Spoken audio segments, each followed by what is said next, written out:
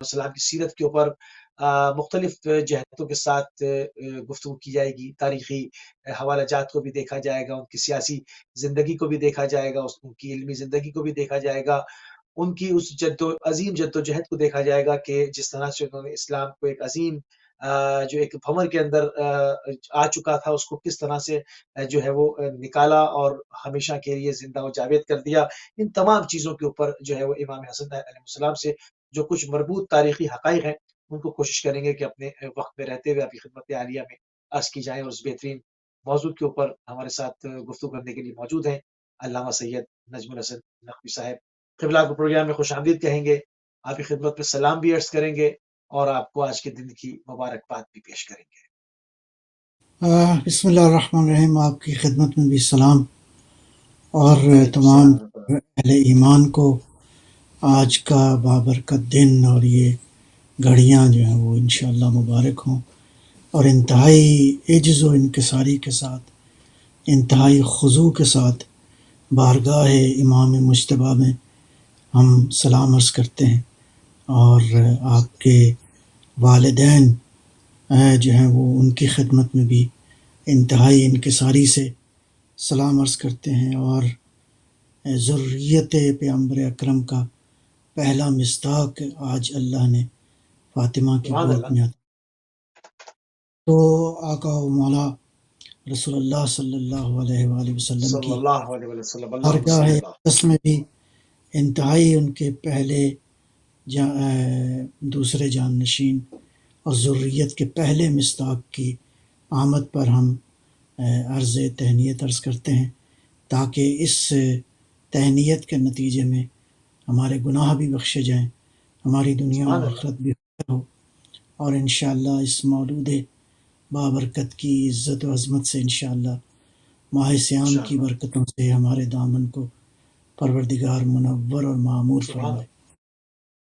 سبحان اللہ قبلہ. سبحان اللہ. تو ناظرین، جب سیرت امام حسن مجتبیٰ علیہ السلام سے پروگرام کا جب آغاز کریں گے، تھوڑی سی تمیدی گفتگو کریں گے، آپ کی سیرت کو جاننے کی اور سمجھنے کی کوشش کریں گے. قبلہ سیرت امام حسن پیش فرمائیے. بسم اللہ الرحمن الرحیم. عرض کروں کہ بہت ساری مباحث ہیں، صرف ایک نقطہ جو کہ جس کی بنیاد قرآن ہے وہ یہ ہے کہ اللہ تعالیٰ نے کتاب اور نبوت اور ہدایت کا جو سلسلہ جاری رکھا ہے، اس حوالے سے جو قرآن کریم کی آیات ہمیں نظر آتی ہیں، یہ اللہ کی مشیت ہے، اللہ کا ارادہ ہے. اللہ نے کتاب، حکمت، نبوت، رسالت، امامت کا وارث کسی بھی نبی کی امت کو قرار نہیں دیا. یہ بہت صحیح. قابل غور ہے. یعنی کوئی بھی امت وارث نہیں رہی، نہ کتاب کی وارث، نہ نبوت کی وارث، نہ رسالت کی وارث. اللہ نے ان سلسلوں کو جو ہے وہ رکھا ہے ذریت کے اندر. سبحان اب اللہ. سبحان اللہ. البتہ یہ ہے کہ یہ ارشاد فرماتے ہیں حضرت آدم علیہ السلام کا انتخاب ہوا، ان اللہ اصطفیٰ آدم و نوحا وآل ابراہیم وآل عمران علی العالمین. آگے فرمایا ذریۃ بعضهم من بعض واللہ سمیع علیم، کہ اللہ جو ہے وہ سابقہ انبیاء کی نسلوں میں سے، ذریت میں سے، ساری ذریت کو نہیں، وہ ذریت جو اہل تھی اس کا انتخاب ہوتا رہا. ابراہیم علیہ السلام نے اپنی ذریت کے لیے دعا فرمائی، وقال من ذریتی، کیا میری ذریت میں یہ سلسلہ جاری ہوگا؟ تو ارشاد فرمایا لا ینال عہدی الظالمین، میرا عہد ظالموں کو نہیں ملے گا. تو سبحان اللہ. ابراہیم علیہ السلام جیسے نبی کی دعا کرنا، اس کا مطلب ہے انبیاء علیہ السلام کی یہ دعا تھی کہ پروردگار ہمیں ایسی ذریت عطا فرما کہ جو یہ مشن ہے، یہ سلسلہ جاری و ساری رہے. درود و سبحان سلام اللہ. ہو آقا مولا رسول اللہ کی بارگاہ میں. رسول صلی اللہ علیہ اکرم نے وسلم. ذریت کے لیے دعا نہیں مانگی، کہ یعنی یہ نہیں پوچھا کہ پروردگار یہ جو سلسلہ ہے ہدایت کا کیا میری ذریت میں ہوگا. نہیں، پورے یقین کے ساتھ، اللہ پر پورے توکل کے ساتھ پیغمبر اکرم نے خود نامزد فرما دیا الحسن والحسین امامان قام او قعدا. سبحان اللہ یعنی سبحان اللہ، واہ. یہ بات بہت قابل غور ہے، کس یقین کے ساتھ پیغمبر نے اپنے بعد امامت کے لیے اس انداز سے، اس لیے کہ اس ذریت کی جس انداز سے تربیت فرمائی تھی رسول اکرم صلی اللہ علیہ وآلہ وسلم نے، جس طرح لعاب دہن چسا کے، جس طرح اپنے کندھوں پہ سوار کر کے، جس طرح عشق و محبت کے ساتھ ان ذریت کے اس سلسلے کو پیغمبر اکرم نے تربیت فرمائی، ان سے محبت فرمائی. اور محبت بھی وہ ظاہر ہے کہ ایموشنل محبت نہیں تھی، محبت اس ایموشنل محبت سے بالا تر تھی. پیغمبر اکرم جانتے تھے کہ حسن بھی میری ذریت میں سے ہے اور میرے مشن کی حفاظت کرے گا، اگرچہ اس کے لیے زہر پینا پڑے، اگرچہ اس کے لیے مشکلات گزرنا پڑے. میرا بیٹا حسین بھی جو ہے وہ میرے اس مشن کو جاری رکھے گا، اگرچہ اس کے لیے خون کی قربانی دینی پڑے. کسی نے پوچھا یعنی نگاہ رسالت میں تھا کہ ان کے آگ بند ہوتے ہی معاملات کس نہج پہ جا کے سر اٹھائیں گے، کہ وہ اس کا سارا بندوبست فرما رہے تھے. وہ ایک پہلو ہے. میں عرض کروں کہ آیا یہ قیامت تک سلسلہ جاری رہنا تھا؟ یقیناً پیغمبر کو شوق. اب اس رسالت کو، اس نبوت کو جو ختم نبوت ہے، اس کی حفاظت کے لیے پیغمبر نے کوئی انتظام تو کرنا تھا. اب وہ امت کے سپرد تو نہیں کر کے جا سکتے، اس لیے کہ امت تو ہوتی ہے محتاج ہدایت. یعنی امت کی ہدایت کے لیے کسی ہادی کی ضرورت ہے. تو میں یہ عرض کر رہا ہوں کہ یہ جو انبیاء ذریت کی دعائیں مانگتے رہے، یہ جو انبیاء علیہ السلام نے ذریت کی دعائیں مانگی، اللہ نے ذریتوں میں سے بعض ذریتوں کا انتخاب کیا، ذریتم بعضهم من بعض. تو یہ ذریت کا انتخاب اللہ فرماتا رہا. میں عرض یہ کر رہا ہوں کہ انبیاء نے دعائیں مانگی، پیغمبر نے دعا نہیں مانگی، اعلان کر دیا. سبحان اللہ سبحان اللہ، بہت ہی ظریف نقطہ. میری نبوت کے وارث کون ہیں، میرے مشن کے وارث کون ہیں؟ اور ذریت میں پہلا مصداق جو ہے وہ امام مجتبیٰ صلوات اللہ سلام اللہ علیہ کی ذات اقدس ہے. درود و سلام ہو امام مجتبیٰ کے اوپر. لہٰذا ایک نقطہ تو یہ ہے. دوسرا نقطہ یہ ہے کہ ذریت ظاہر ہے کہ پیغمبروں کی نبوت، پیغمبروں کی حکمت، پیغمبروں کی رسالت کی وارث نہ امت ہوتی ہے، نہ زوجات ہوتی ہیں، بیویاں بھی نہیں ہوتی، کوئی اور رشتہ دار بھی نہیں ہوتے، ذریت ہوتی ہے. اور یہ ذریت کا سلسلہ قرآن کریم نے، اب بیٹے کا بیٹا بھی ذریت ہوتا ہے، بیٹی کا بیٹا بھی ذریت ہوتا ہے. یہ تو قرآن کریم نے ثابت کر دیا. حضرت نوح علیہ السلام کے حوالے سے جو ہے وہ قرآن فرماتا ہے کہ نوح جو ہے نوحا ہدینا من قبل ومن ذریتہ، اور ہم نے نوح کو ہدایت کی اور اس کی ذریت میں سے کون ہے؟ داؤد ہے، سلیمان ہے، ایوب ہیں، یوسف ہیں، موسیٰ ہیں، ہارون ہیں، زکریا ہیں، یحییٰ ہیں، عیسیٰ ہیں. اور کسی نے پوچھا، اس نے ہارون الرشید نے پوچھا اپنا حضرت امام موسیٰ کاظم علیہ السلام سے، آپ تو پیغمبر کی بیٹی کی اولاد ہیں، تو آپ کیسے ذریت ہو گئے؟ فرمایا جیسے مسیح علیہ السلام اپنی والدہ کے توسط سے نوح کی ذریت قرار پائے، اسی طرح ہم فاطمہ زہرا کی نسبت سے پیغمبر کی ذریت ہیں. کسی نے پوچھا یہ ذریت بعضها من بعض، امیر المومنین سے پوچھا کہ اس سے کون مراد ہے؟ فرمایا نسل علی اولاد نبی اس سے مراد ہیں.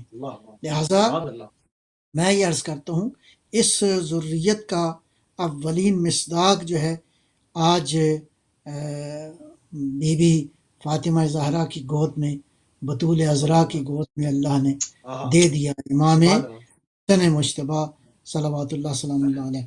لہٰذا اس قرآنی پس منظر کی روشنی میں آج کس کی ولادت ہے؟ اس ذریت کے پہلے فرد کی ولادت ہے جو کہ وارث ختم نبوت ہے، جو وارث حکمت تو نبوت پیغمبر اکرم ہے.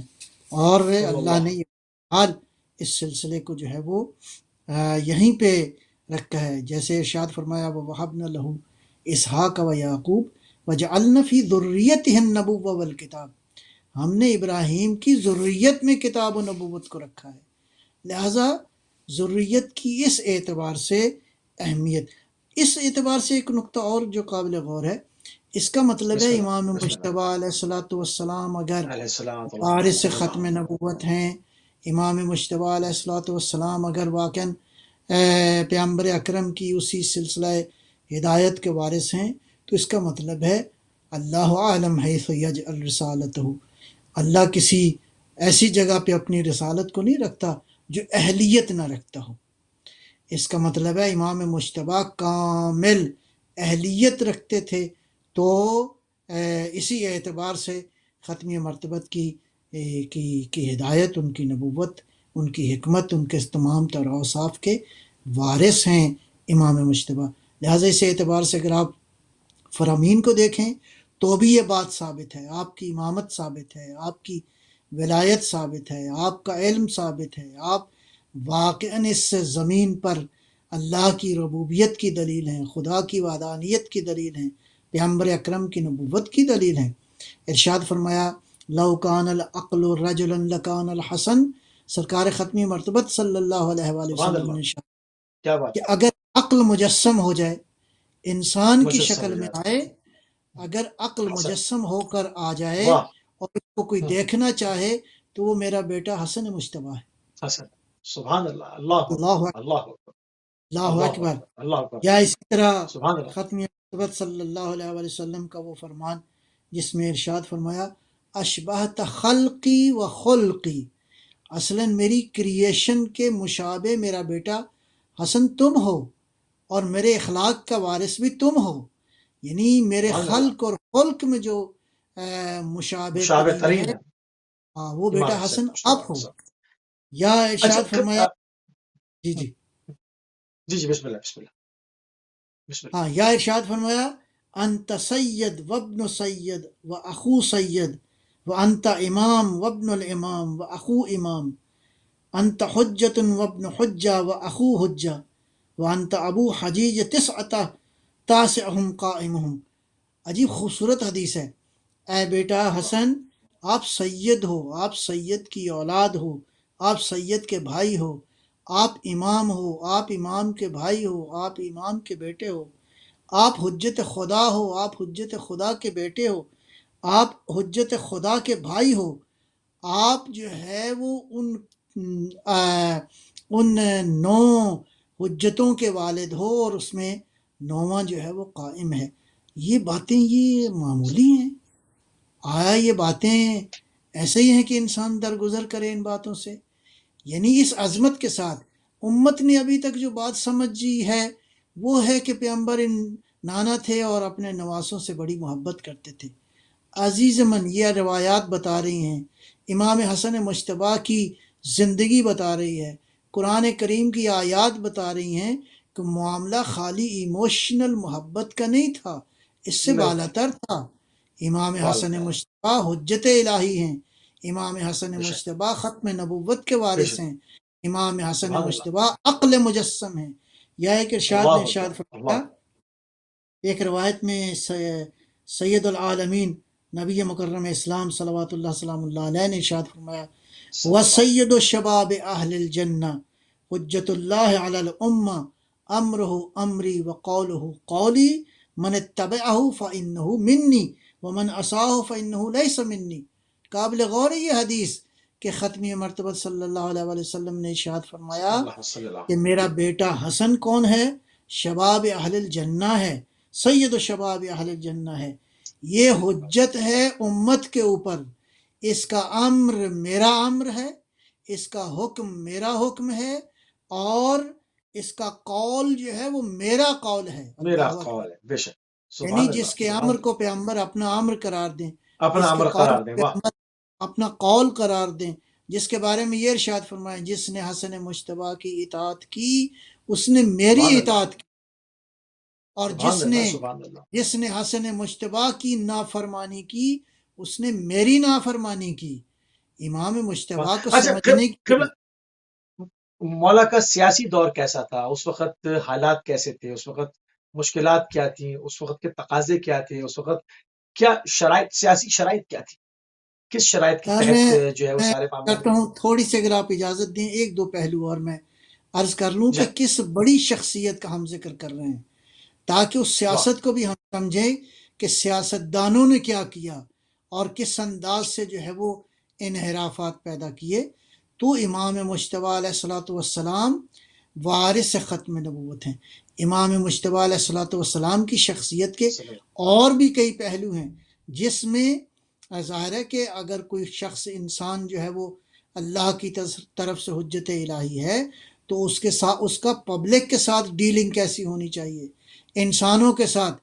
اس سلسلے میں میں صرف دو واقعات عرض کروں گا کہ آپ کی ڈیلنگ کے حوالے سے آپ کس قدر سخی تھے۔ یہ خاندان ظاہر ہے سخاوت کا خاندان ہے، یہ خاندان شجاعت کا خاندان ہے، یہ خاندان عصمت و حکمت و طہارت کا خاندان ہے، یہ خاندان نبوت کا خاندان ہے۔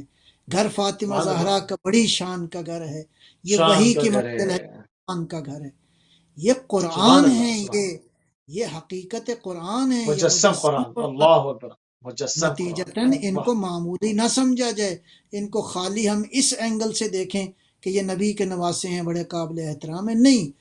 تمام تر خصوصیات جو سرکار ختمی مرتبت میں پائی جاتی ہیں پیغمبر اکرم کے بعد، یہی ہیں ان تمام تر خصوصیات کے وارث۔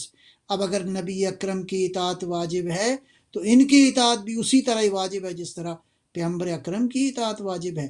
لہٰذا سبحان ایک پہلو اس میں سخاوت کا پہلو ہے۔ کہتے ہیں کہ واقعہ لکھا ہے مسجد نبوی میں حضرت عثمان بیٹھے تھے تو ایک شخص آیا فقیر، کہا کہ مدد کریں میری، تو انہوں نے 5 درہم نکال کے دے دیے۔ اس نے 5 درہم دیکھے تو بہرحال بیچارہ اس نے پریشان ہو کے کہا کوئی اور ہے جو میری مدد کرے؟ تو انہوں نے کہا کہ وہ مسجد کے کارنر میں 3 آدمی بیٹھے ہیں۔ کون کون تھا؟ امام مجتبیٰ تھے، امام حسین علیہ السلام تھے، اور حضرت عبداللہ ابن جعفر تھے، جناب جعفر تھے، جعفر بن ابی طالب۔ تو یہ تینوں شخصیات جو ہیں وہ موجود تھیں۔ تو کہنے لگا کہ ٹھیک ہے، وہ کیا قریب کہا کہ میری کو مدد کیجیے۔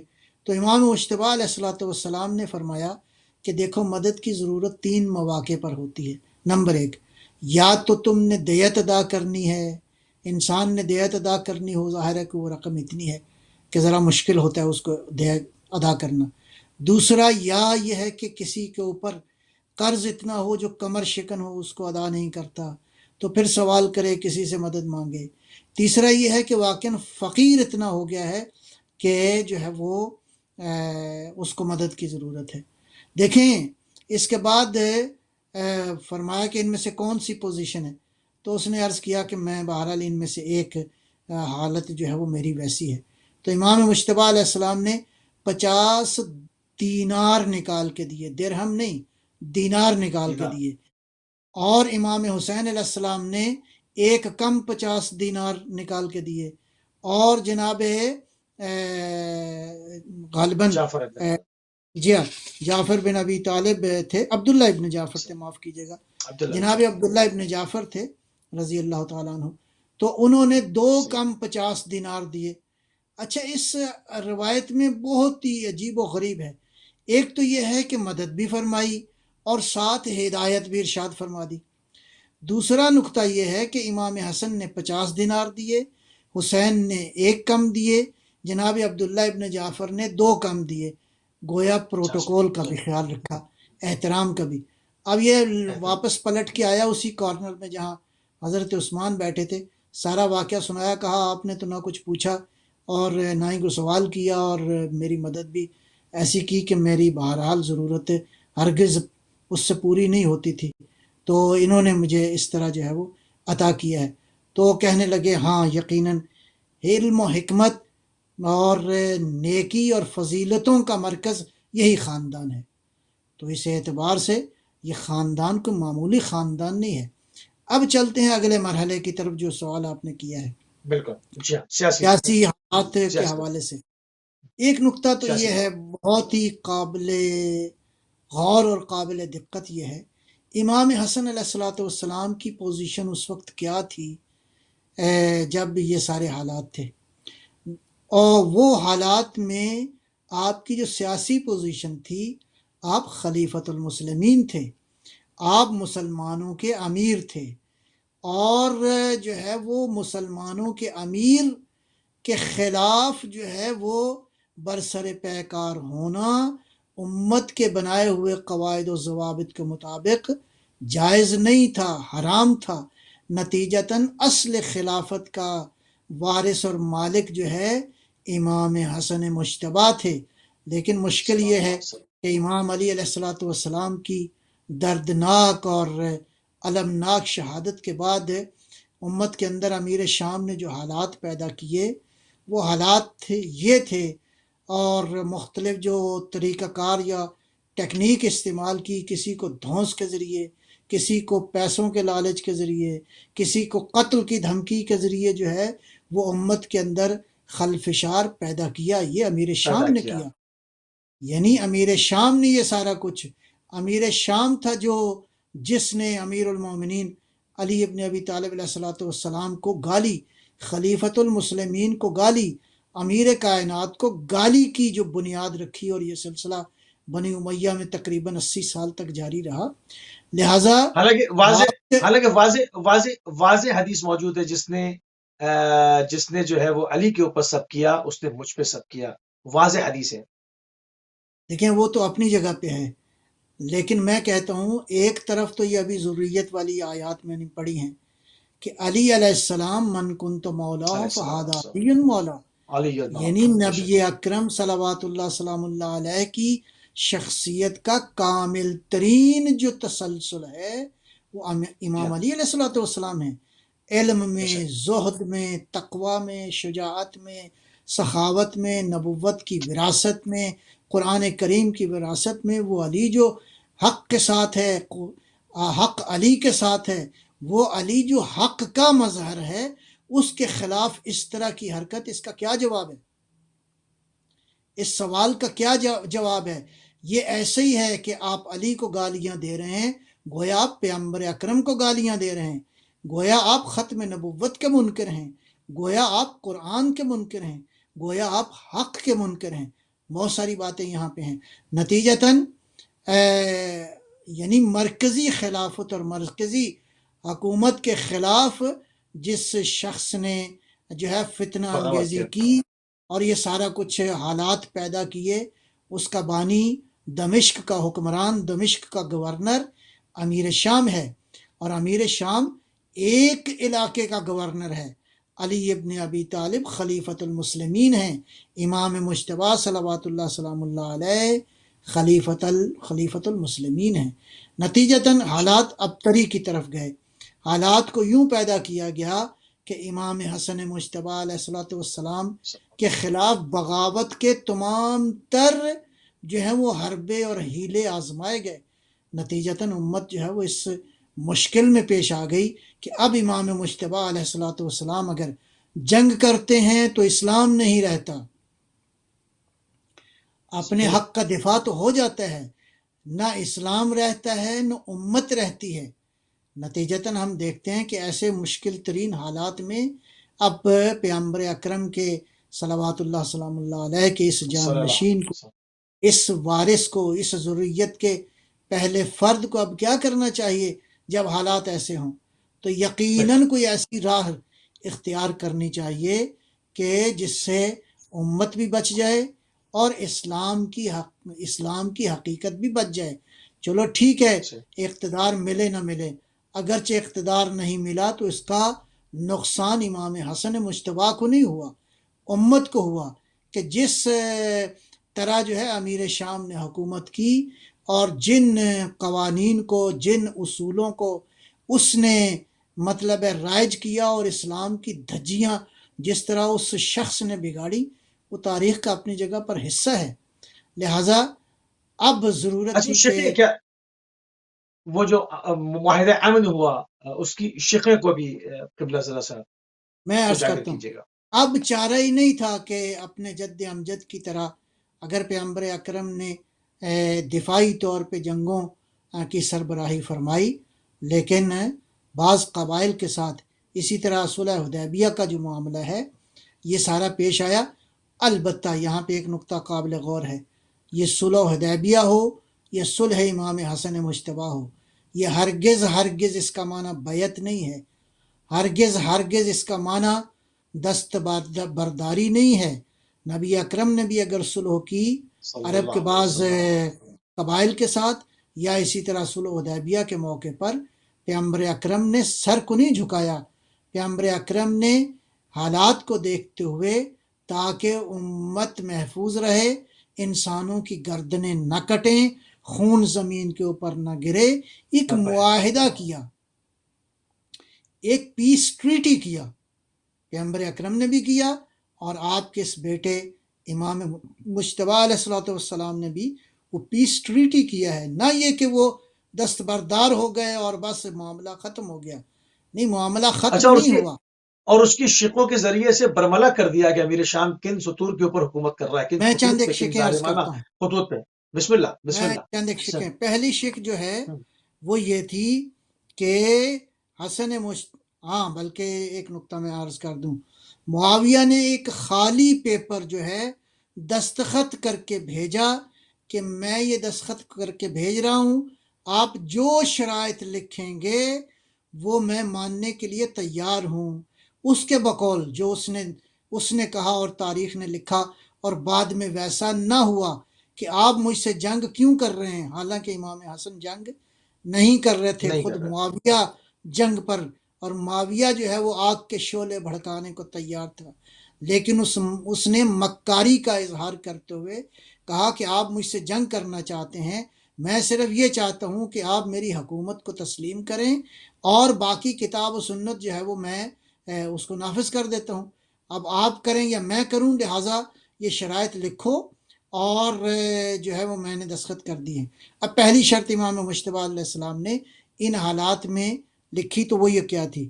حسن ابن علی علیہ السلام فرماتے ہیں کہ میں حکومت معاویہ کو دیتا ہوں اس شرط پر کہ معاویہ قرآن پر اور سنت پیغمبر پر عمل کرے۔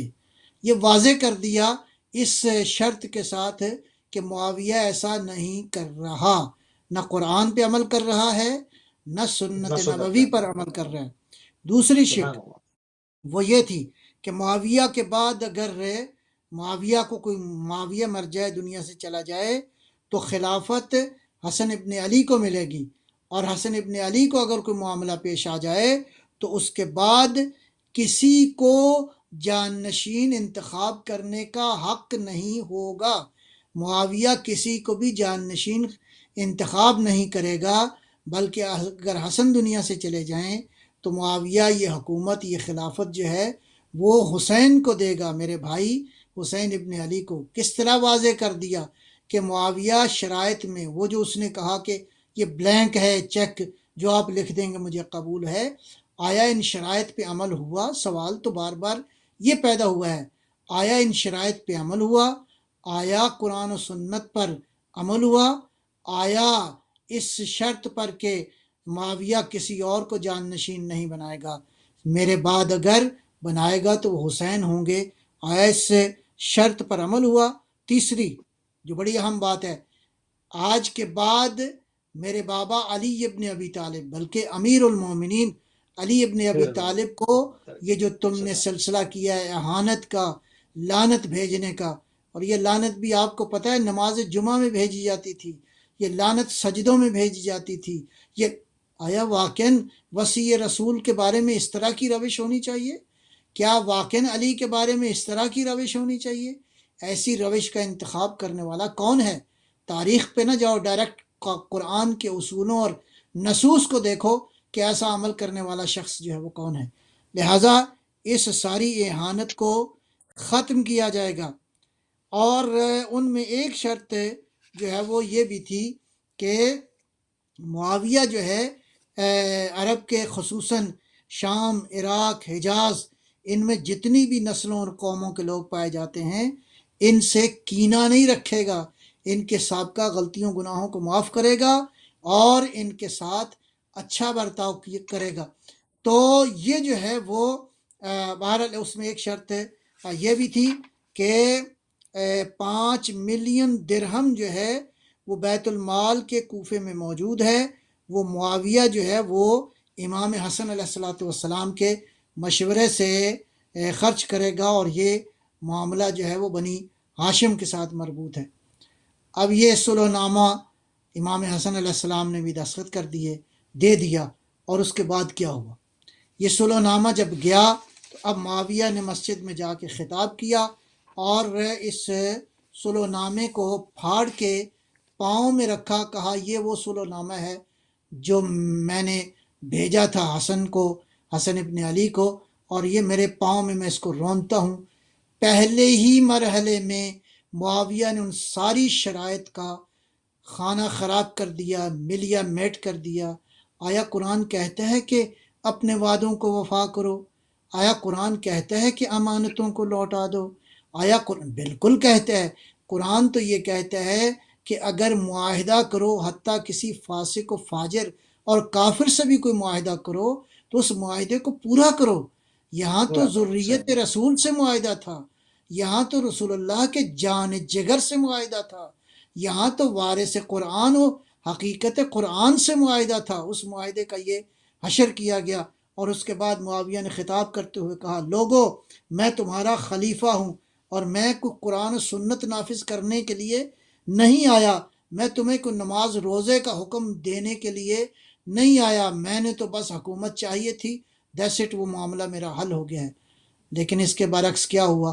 اس کے برعکس امام مجتبیٰ درود السلام ہو، ہماری عاجزانہ درود صلی اللہ السلام ہو آپ کی بارگاہ میں، صلی اللہ لیکن علیہ یہ وسلم۔ وہ ہیں جو وارثان قرآن ہیں، یہ وہ ہیں جو سیرت پیمبر کے وارثان ہیں۔ امام مجتبیٰ کے اس معاہدے کو اس طرح تار تار کر دیا گیا، اچھا، پریکٹیکلٹی کیا گیا۔ اس سے فائدہ کیا ہوا اہل بیت علیہ السلام کے جو چاہنے والے تھے میں ان کو، عرض جو کرتا ہوں، جی ہاں، جی ہاں، ان کو کیا فائدہ دو فائدے ہوئے، میں عرض کرتا ہوں۔ ہوا؟ نتیجتاً اس کا جو ہے وہ اس انداز سے استقبال کیا گیا، لیکن درود و سلام ہو امام مجتبیٰ کی ذات پر، جب تک زندہ رہے اس معاہدے کی پاسداری کی، قیام نہیں کیا، معاویہ کے خلاف مثلاً اس طرح لشکر کشی کا کوئی ارادہ نہیں کیا۔ اگرچہ اب اس کا مطلب ہے صلح کا پابند کون رہا؟ امام مجتبیٰ پابند رہے۔ اس صلح کی خلاف ورزی کس نے کی؟ اس صلح کو تار تار کس نے کیا اپنے عمل کے ساتھ؟ وہ امیر شام تھا۔ اب جب یہ مرحلہ ہو گیا تو فائدہ آپ نے پوچھا ہے، دو فائدے ہوئے، ایک دنیا کا فائدہ ہوا، ایک دین کا فائدہ ہوا۔ دنیا کا فائدہ امیر شام کو ہوا، امیر شام کو اقتدار مل گیا، اس نے جو چاہا وہ کیا، امیر المومنین پہ گالی گلوچ ہوتا رہا، یہاں تک کہ میں کیا اس درد کو عرض کروں کہ امیر المومنین علیہ السلام کو بعض ایسی مثالیں بھی ملتی ہیں کہ ایک خطیب جمعہ نے دعائے قنوت میں لعنت کرنا وہ بھول گیا، اس نے کفارہ ادا کیا ایک مسجد بنا کر۔ آیا یہی اسلام تھا؟ آیا قرآن کی تعلیمات یہی تھیں؟ معاویہ کی تو دنیا بن گئی، لیکن کیسی دنیا تھی؟ تف ہے ایسی دنیا کے اوپر جو چند دن کی رہی، اور معاویہ اس کے بعد جو ہے وہ پشیمان ہوتا ہوا اور اے کاش کرتا ہوا اس دنیا سے چلا گیا۔ لیکن دوسرا فائدہ دین کا ہوا۔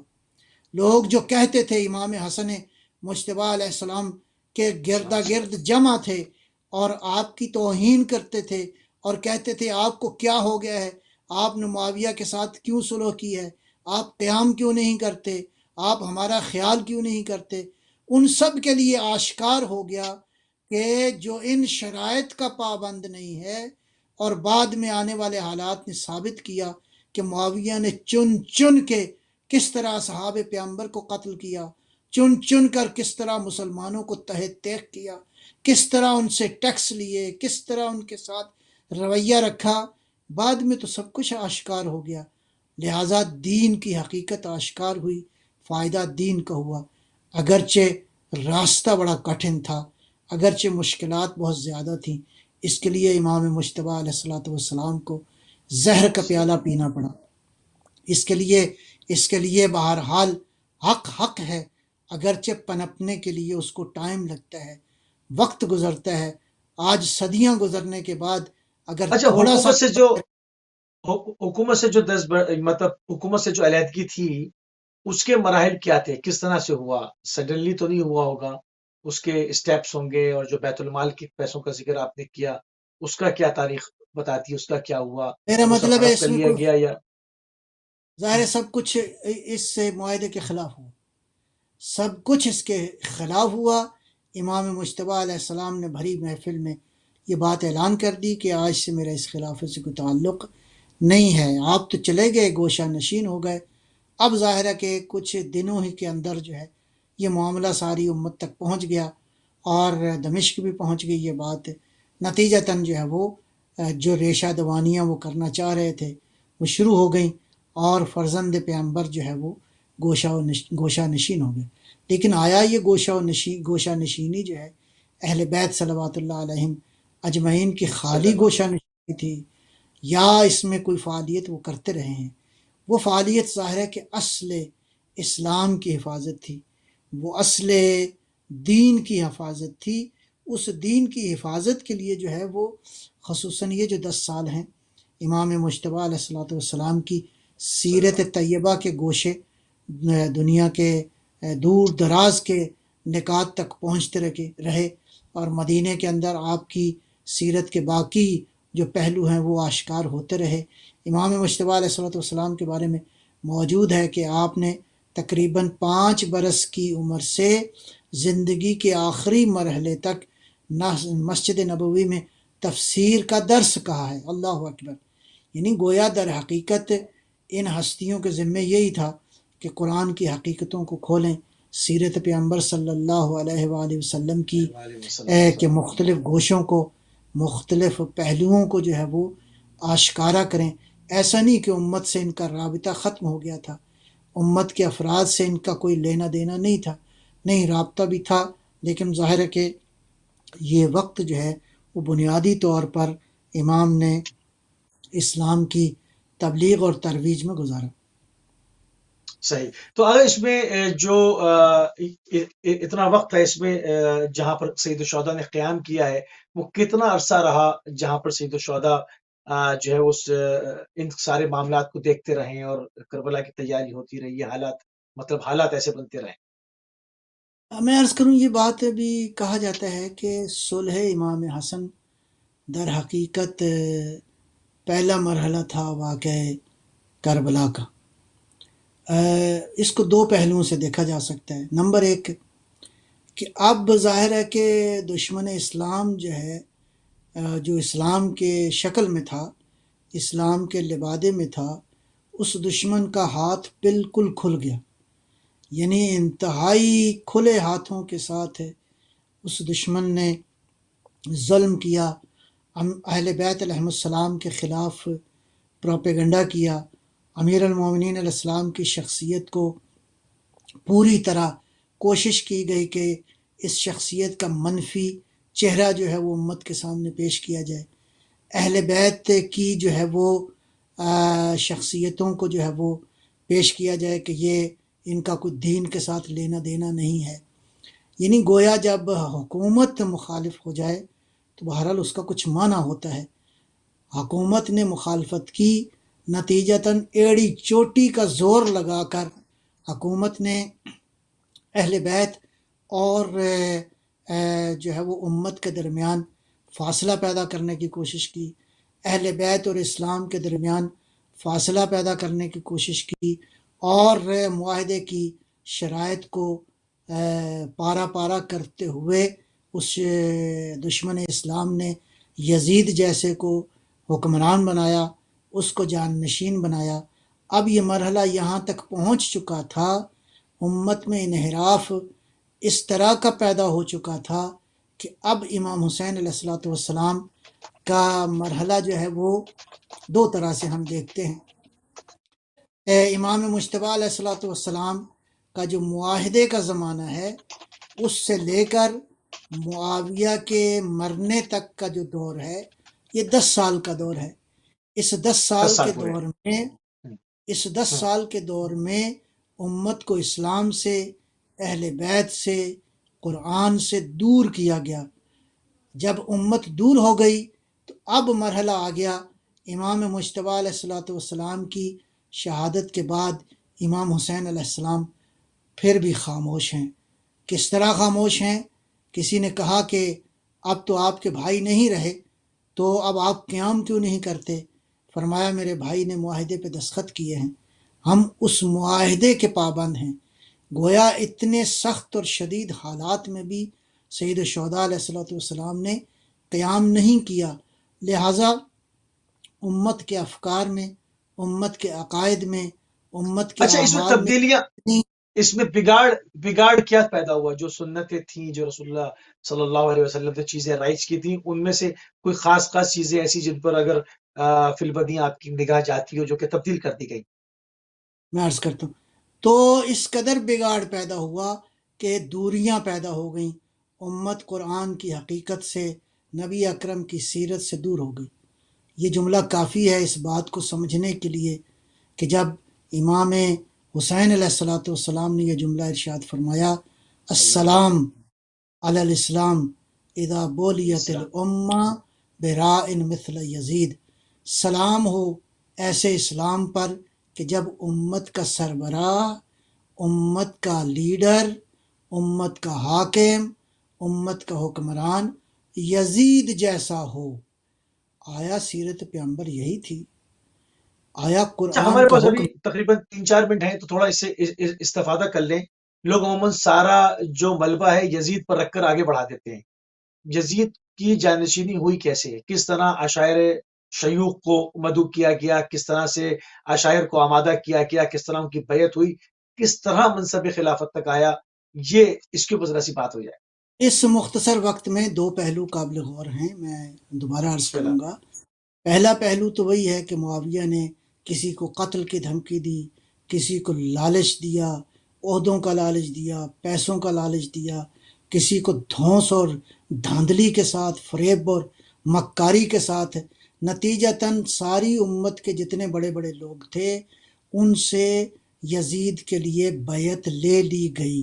اس سے بڑا نام اور کیا ہوگا کہ جناب عبداللہ ابن عمر نے، حضرت عمر کے بیٹے نے بھی یزید کی بیعت کر لی۔ یعنی اس سے زیادہ بڑا المیہ کیا ہوگا کہ ساری کی ساری امت تیار ہو گئی کہ یزید کی بیعت کی جائے۔ اب اس کے مقابلے میں امت کے لیے، اسلام کے لیے اس سے بڑا ظلم اور خطرہ کیا ہوگا کہ جب حکمران ہی بد کردار، فاسق اور خبیث آ جائے، جبکہ امت ساری امت اسلام ہو، تو ایسی امت کو کیا کہیں، ایسی حکمرانی کے تصور کو کیا اچھا، کہیں۔ اس نے بعض ان افراد میں جو سرگرداں جنہوں نے اس کی بیعت کی، چاہے وہ شروع میں کی یا بعد میں کی، اس میں سے بعض کے سر بھی اس نے کاٹ کے مکے کے اندر ٹانگے۔ ایسے ہی تو مقصد یہ ہے کہ یزید جو ہے وہ بہرحال یعنی نقطہ مرکزی تھا اس وقت، کہ ایک ایسا شخص جو کسی طور سے بھی اہلیت نہیں رکھتا حکمرانی کی، اور حکمران ہی در حقیقت ایک ایسا بنیادی نقطہ ہے جو انسانیت کو، جو امت کو بے راہ روی کی طرف بھی لے جا سکتا ہے اور وہ حقیقت کی طرف بھی لے جا سکتا ہے۔ لہٰذا ایسے یزید کا انتخاب کرنا جو یہ کہتا ہے کہ میں انتقام لینے میں احمد کی اولاد سے جو ہے وہ میں انتقام لوں گا اپنے بزرگوں کا۔ وہ کون سے بزرگ تھے؟ وہ کفار تھے بدر جو کے قتل ہوئے جنگ بدر کے اندر۔ ان بزرگوں کے انتقام کے لیے اس شخص نے کہا کہ میں محمد کی اولاد سے میں بدلہ لوں گا، اور اس نے یہ کہا نہ کسی وحی کا وجود ہے، نہ کسی حدیث کا وجود ہے۔ آیا اس ایسے شخص کو اس کے امت کا اشعار سربراہ موجود ہیں، ہونا چاہیے اشعار موجود ہیں، وحی النزل، کیا؟ کوئی ہاں، وحی نہیں اترے۔ تو لعبت ہاشم بالملک فلا خبر جاء ولا وحی نزل، تو یعنی بنی ہاشم نے، یعنی محمد نے یہ ڈھونگ رچایا تھا، یہ کھیل تماشا کیا تھا صلوات اللہ سلام اللہ علیہ۔ یعنی ان کی نظر میں تو نہ پیغمبر کا احترام، نہ قرآن کا احترام، نہ سیرت نبی کا احترام، نہ کسی حدیث کے وجود کے وہ قائل تھے۔ تو اب اس کے مقابلے میں چارہ ہی نہیں تھا کہ سید الشہداء علیہ السلام وہ کیا امت اور اسلام جو اس وقت دفن ہو چکا تھا یا ان قریب دفن ہو جاتا تو آپ نے قیام کیا، نتیجتاً جو ہے وہ قیام بہت ہی سرخ اور رنگین قیام تھا، جس نے اللہ اکبر، اسلام کا بیمہ کیا اور اسلام کی حقیقت کو رہتی دنیا تک کے لیے آشکار کر دیا۔ آشکار کر دیا۔ سبحان اللہ، قبلہ انتہائی مشکور ہیں اور انتہائی ممنون ہیں آپ کے کہ آپ ہمیشہ اپنا قیمتی وقت اہل بیت ٹی وی کو دیتے ہیں، اور ہماری یہ نشریات کم و بیش 200 ممالک میں دیکھی اور سنی جاتی ہیں۔ آپ جو ہمیشہ پیغام حسینی کو عالمگیر کرنے میں اپنا کردار پیش کرتے ہیں۔ آپ سماعت فرما رہے تھے علامہ سید نجم الحسن نقوی صاحب کو جشن امام حسن مجتبیٰ کا دن ہے، اسی حوالے سے پروگرام جو ہے وہ بیک ٹو بیک نشر کیے جا رہے ہیں۔ ہمارے پروگرام کا ٹائم یہیں تک تھا، ہم نے پوری کوشش کی کہ امام حسن علیہ السلام کی سیرت کے اوپر بات کی جائے، ان کی سیرت کے نمایاں جو پہلو ہیں ان کو آشکار کیا جائے اپنے نوجوانوں کے لیے۔ بزرگ تو سب جانتے ہیں اس کے بعد اس وقت کیا سیاسی حالات تھے، کیا سیاسی معاملات تھے، کیا سیاسی شرائط تھی، جن کی بنیاد پر جو ہے وہ ایک پیس ٹریٹی جو ہے وہ سائن ہوئی، اور اس میں کیا شقیں تھیں، اور ان شقوں سے کیا کچھ برآمد ہوا، کیا کچھ آج تک جو ایک نسل کے بعد دوسری نسل آ رہی ہے اس کو یہ تمام چیزیں جو ہے وہ آشکار ہو رہی ہیں کہ اس کے اندر جو کچھ لکھا گیا اس سے جو دشمن تھا اس کی تمام جو کارستانیاں تھیں وہ کیا کر رہا تھا وہ واضح ہو گیا۔ ان تمام چیزوں کو، اور اس کے بعد سید الشہداء کا قیام کیوں ناگزیر تھا، ان تمام چیزوں کو لے کر ہم آپ کی خدمت میں حاضر ہوئے۔ ہمارے پروگرام کا ٹائم یہاں پہ تمام ہوا۔